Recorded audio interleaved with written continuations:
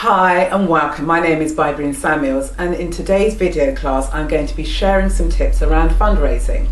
Now, in relation to fundraising, what I want to be touching on in today's session are bite-sized suggestions in terms of how you may be able to build credibility with funders.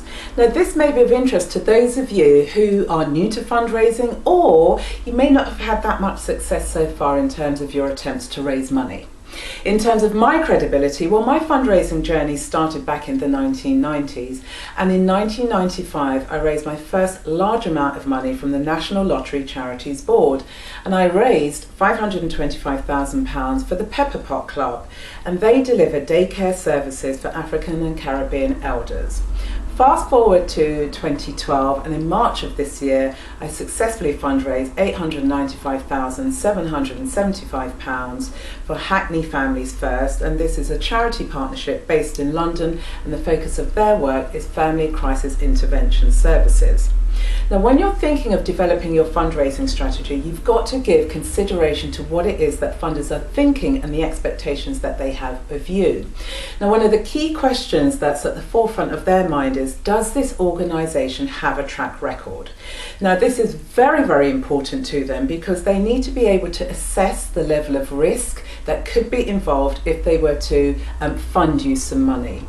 So what they're interested in seeing, they need to be convinced, do the Board of Trustees and do the Advisory Committee have what it takes to implement this project and bring about the outcomes that you're saying that you can achieve? And the reason why that is so important is because at the end of the day, funders are investing in you and they're looking for a return in their investment. So therefore, if you are new to raising the money game, you must market and sell funders on these following ideas that will help you to build your credibility. So the first thing that you need to be thinking about is, what is the expertise that this group of people has? And so you want to maybe, for example, think about undertaking a skills and an experience analysis. And this will help them put together a comprehensive package about their abilities.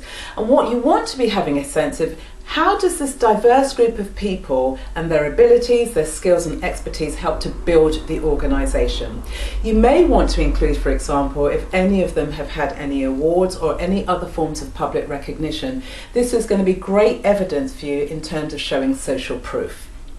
Then you want to think about, who could you go to get recommendations? Well, primarily it will be your stakeholders, and they are going to be key individuals and organisations that have an interest directly or indirectly in your organisation, and they will be great people to go and ask to write a recommendation letter.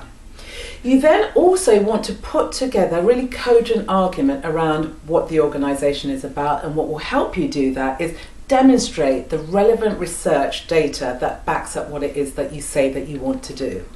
The way that you can acquire this data, it could be, for example, through the consultation that you've undertaken with the potential beneficiaries. It could be statutory sector reports. It could be corporate social responsibility intentions. It could be legislation, or, for example, it could be international policies or regulations that flow from the European Union.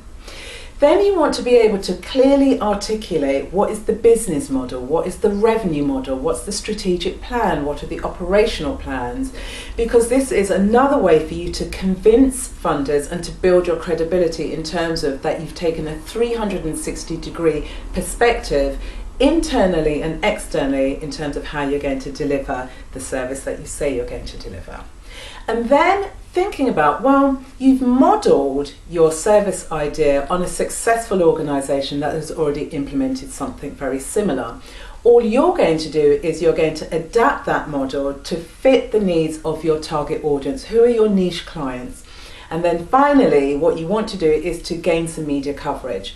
And here you are selling the rationale for your organisation and also highlighting what is it that people, beneficiaries, will be able to achieve as a result of using your service. You want to be able to demonstrate that what you deliver is going to impact upon their lives. And lastly, if you happen to have undertaken a pilot research around your service area, then include this as a case study. Well, that's it for this session. Next session, I'm going to be sharing some more fundraising tips with you. And in the meantime, if you have any additional questions, please visit my website, pop your question there, and you can visit that at www.insightstoimpact.com, or we can continue tweeting and conversing at Twitter. My Twitter name is @Bybreen, BYBREEN Samuels, and I'll see you on the next video.